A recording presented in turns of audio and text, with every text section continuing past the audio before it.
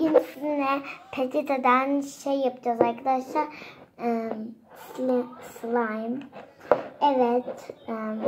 Malzemeler, peçete, su. Yani yetmezse diye bir tane daha peçete aldık biz. Şampuan ve el sabunu, son olarak ise karbonat. Hiç fark etmez markaları falan arkadaşlar. Su içme suyu ya da musluk suyu, o da fark etmez. Bu arada yüzüm görünmüyor kaptan. O yüzden affedersiniz. Evet. İlk olarak peçetemizi arkadaşlar küçük küçük doğruyoruz. Böyle gördüğünüz gibi.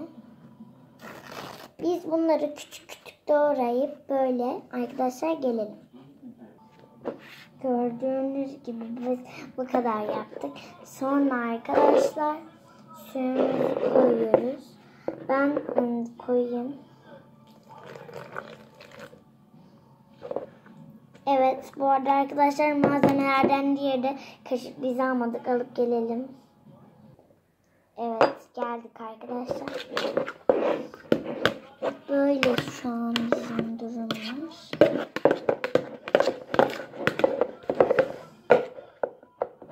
Evet, biraz fazla kaçırırsanız geri koyabilirsiniz arkadaşlar. Evet, şimdi şampuan koyacağız. Şampuan. Biz Dalini kullanıyoruz arkadaşlar.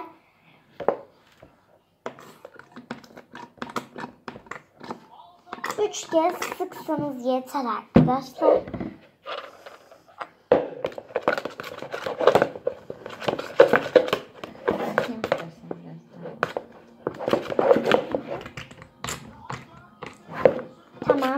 Tamam abi.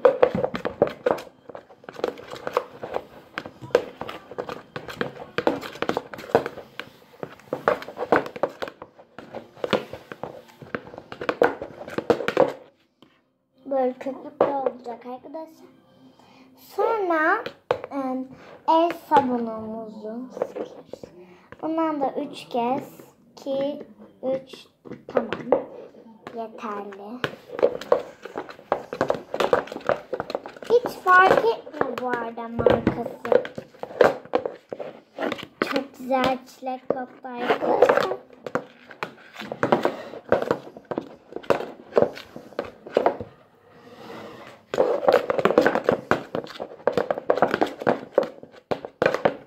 Umarım olur. Evet, sonra arkadaşlar karbonat ekliyoruz.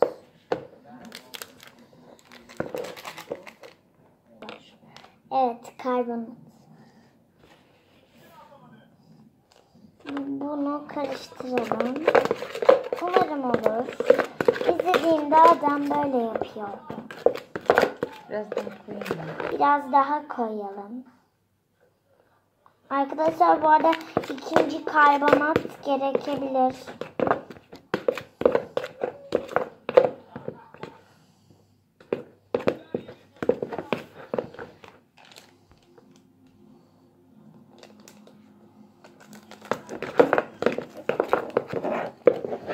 Yani şöyle bir şey oldu. Bunu arkadaşlar altımıza böyle tepsi gibi bir şey alıp karıştıracağız en son.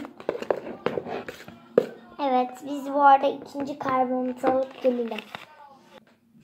Evet, biz birazcık daha koyacağız. Tamam. Biraz böyle ellenmeli kıvama getireceğiz.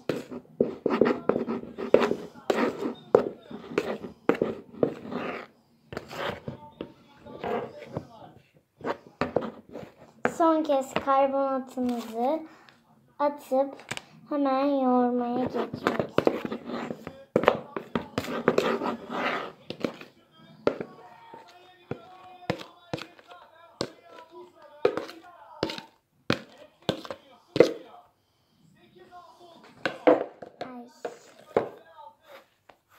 Böyle değişik.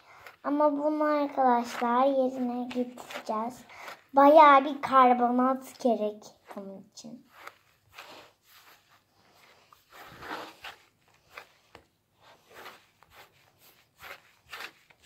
Evet, biz biraz böyle oynayıp gelelim arkadaşlar.